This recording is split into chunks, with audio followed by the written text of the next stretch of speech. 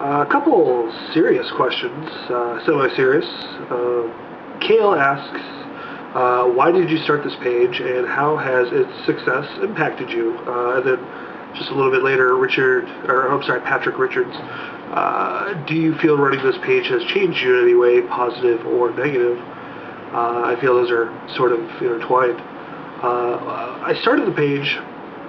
There were all sorts of pages all over Facebook cropping up. I think the page thing was still fairly new at the time.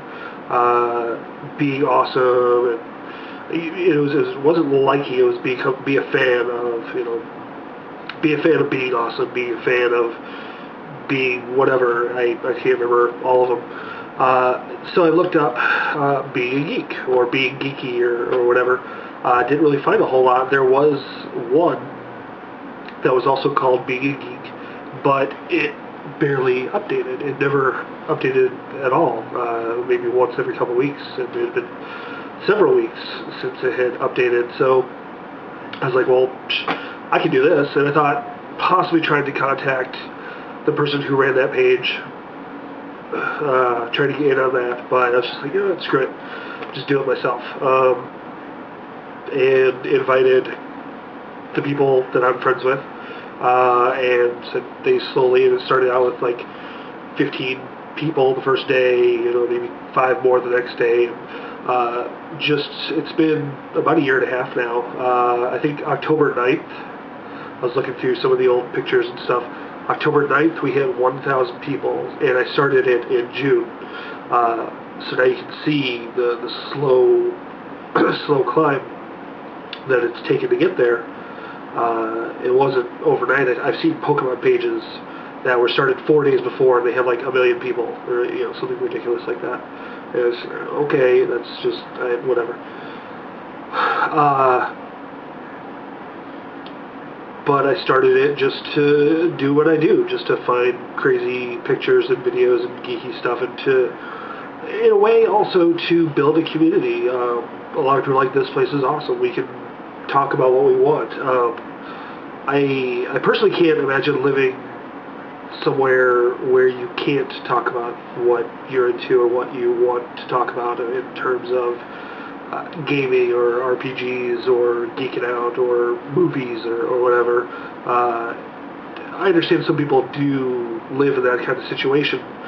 It's part of the whole reason for the Read an RPG Book in Public Day. There is still that discriminatory, prejudice, prejudge, preconceptions, preconceived notions of what RPGs are. They're still, oh, that's for losers or what have you, and it sucks. It sucks to have to be in that situation. You'll find, if you're in this, you'll find as you get older, it's not as big of a deal.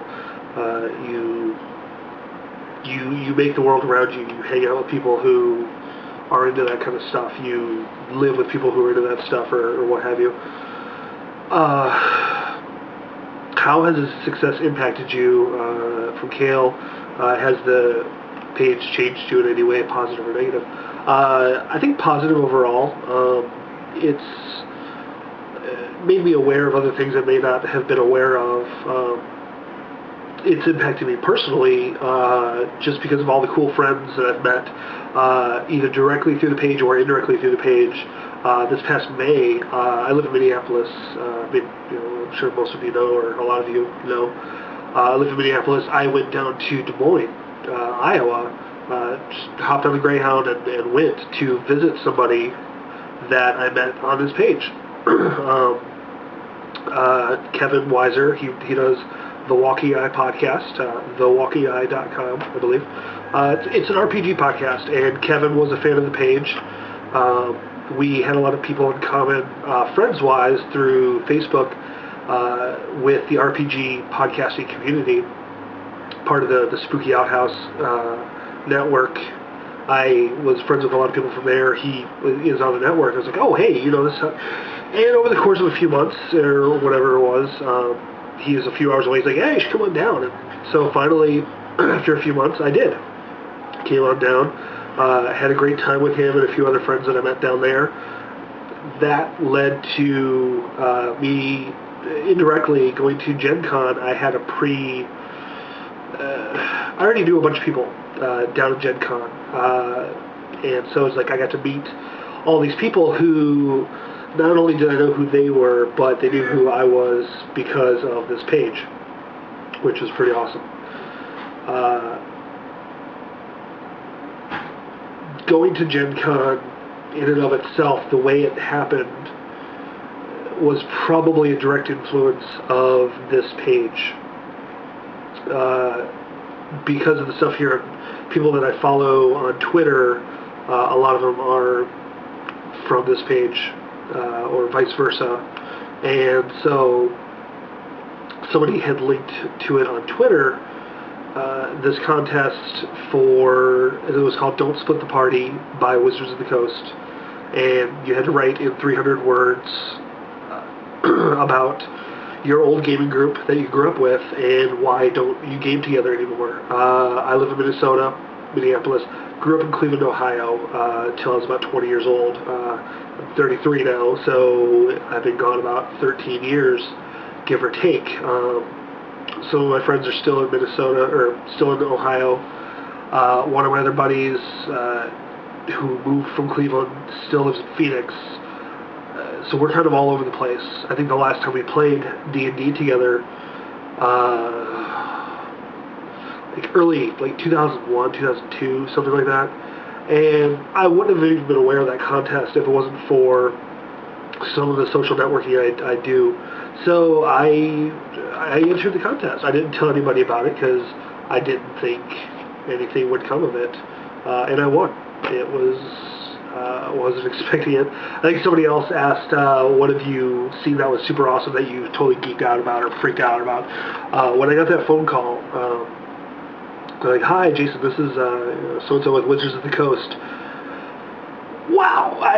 My brain first went to that contest, even though I thought it was over, and I hadn't even thought about it in weeks, and my heart was freaking out, and that was pretty epic. And so not only did I get to go to Gen Con, but I got to bring in a couple of my friends that I hadn't seen in years, probably might not get to see again for a few more years. And because of that, a few of the friends who they also hadn't spoken in a couple of years because of personal disagreements or what have you, is usually the closer the friends you are, the bigger the explosions can be. And it was great. And we got to stay in a super pimp sweet hotel room, which I recorded a little bit on my YouTube channel.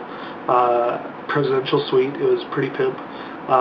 Got to meet lots of awesome people in the industry. Got to meet R.A. Salvatore, Ed Greenwood, a bunch of people from Wizards of the Coast. Got a game run by Mike Merles. Super awesome. And it can all be traced back to this page that I did, which can be traced back to listening to podcasts, which can be traced back to me getting an iPod, because if I hadn't bought an iPod, I wouldn't have been aware of podcasts. So I've talked about this before. I think there's an entry in the notes section. Either, if it's not here, it might be in my personal page. I can't remember. But little choices that we make, little things here, little things there, can have a much greater impact than we ever intend them to. This page is a perfect example of that. And so the little choices that you make day by day may seem like nothing, but they may have a greater impact than you ever foresee. So positive change. And I think it's great, and I'm glad you guys like the page. It's getting comments or getting likes and what have you is super awesome.